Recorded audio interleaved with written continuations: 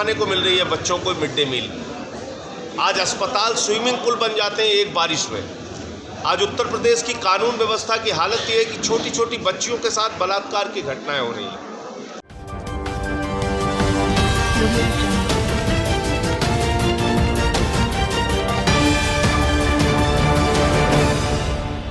SPN news, जुनून सच का। मंगलवार को आम आदमी पार्टी के प्रदेश प्रभारी व राज्यसभा सांसद संजय सिंह बुलंदशहर के नटराज होटल पहुंचे। उनके साथ दिल्ली से आए ओखला के पार्षद व बुलंदशहर प्रभारी वाजिद खान के साथ पार्टी के अन्य कार्यकर्ता भी पहुंचे, जहां सांसद संजय सिंह ने केंद्र सरकार के खिलाफ जमकर हमला बोला। उन्होंने पत्रकार वार्ता के दौरान कहा कि 95 साल के राष्ट्रीय स्वयंसेवक संघ के इतिहास में एक भी संघ संचालक दलित या वाल्मीकि नहीं बनाया गया। आम आदमी पार्टी सभी धर्मों और जातियों का सम्मान करती है, इसीलिए दिल्ली में हर समाज का इंसान आम आदमी पार्टी के साथ चट्टान की तरह खड़ा हुआ है। उन्होंने कहा कि 2022 के चुनाव के लिए उत्तर प्रदेश की जनता के लिए आम आदमी पार्टी एक बेहतरीन विकल्प के तौर पर सामने आई है। दिल्ली के विकास मॉडल की तरह अब उत्तर प्रदेश में लोगों के पास ये एक बढ़िया विकल्प है। दिल्ली में भारतीय जनता पार्टी के लोगों ने मुख्यमंत्री अरविंद केजरीवाल को कृषि कानून का विरोध करने पर मुख्यमंत्री और उप मुख्यमंत्री मनीष सिसोदिया के घर का घेराव कर रखा है।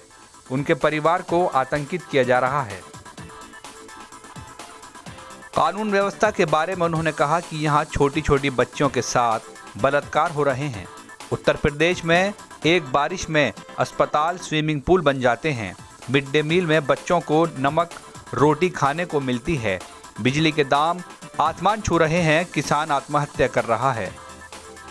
विशिष्ट अतिथि के तौर पर दिल्ली सफाई आयोग के अध्यक्ष संजय गहलोत ने कहा कि दिल्ली के मुख्यमंत्री अरविंद केजरीवाल पूरे वाल्मीकि समाज के अभिभावक के रूप में काम कर रहे हैं और समाज के हर व्यक्ति के लिए उनके दरवाजे खुले हैं। इसके अलावा प्रभारी वाजिद खान, प्रदेश सचिव अंकुर चौधरी, अलीगढ़ मुस्लिम यूनिवर्सिटी के पूर्व अध्यक्ष हुसैन अली, प्रकोष्ठ के जिला संयोजक वकील सैफी, किसान प्रकोष्ठ अध्यक्ष सूर्य प्रताप सिंह ने मालाओं, पगड़ी और तलवार भेंट कर अतिथियों का स्वागत किया। पार्टी की जिला उपाध्यक्ष संगीता अहलावत ने अपनी पुस्तक मौन वेदना बोलती दोहा संग्रह भेंट कर उसका विमोचन कराया। Bureau report, SPN news. क्या कार्यक्रम का उद्देश्य है, कैसे बुलंदशहर आना हुआ?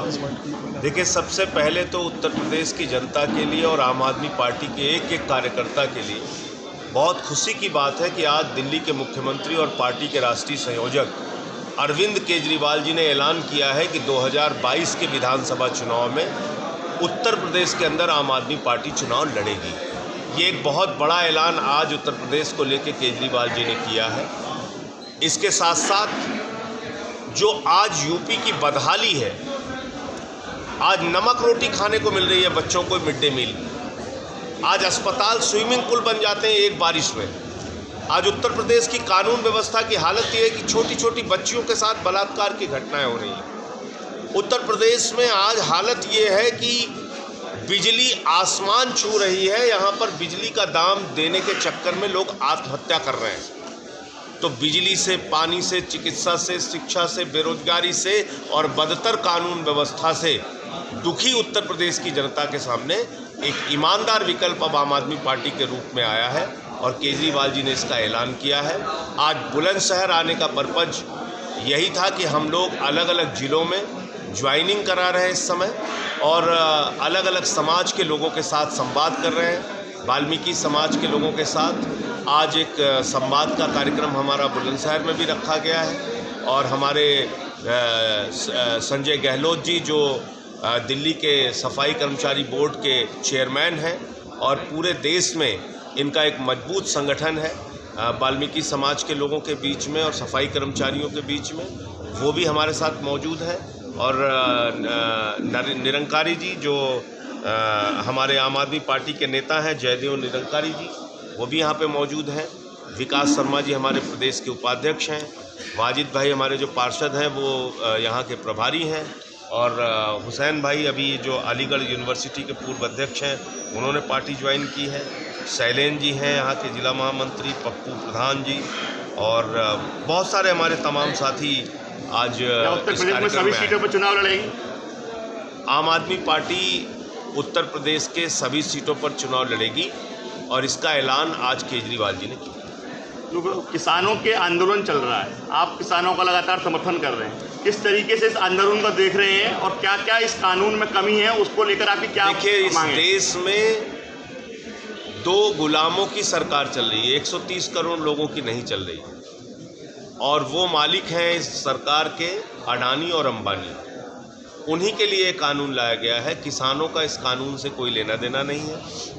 ये एक काला कानून है जिसका मैंने पार्लियामेंट में भी विरोध किया था, और जब मैंने माइक तोड़ा था तो पूरी भाजपा रो रही थी। आज किसानों की हड्डियां तोड़ी जा रही हैं। मुझे निलंबित किया गया था, इनको भी निलंबित करो। ये सत्ता में कैसे बैठे हुए हैं? और दूसरी बात यह है कि सबको आतंकवादी कहना। अरे भाई, कुत्ते भी जिसका दिया हुआ खाते हैं उसके प्रति वफादारी जताते हैं। तुम अन्नदाता का दिया हुआ खाते हो, उनको आतंकवादी बोलते हो। तो ऐसे गद्दार लोग इस समय देश की सत्ता में बैठे हुए हैं, इनसे आप क्या उम्मीद कर सकते हैं? ये देश के गद्दार हैं, ये किसानों के गद्दार हैं, ये अन्नदाताओं के गद्दार हैं, और ये सीधे सीधे अडानी और अंबानी के गुलाम हैं जो इस समय देश की सत्ता पर बैठे हुए हैं, हमारे मोदी जी और उनकी पूरी सरकार।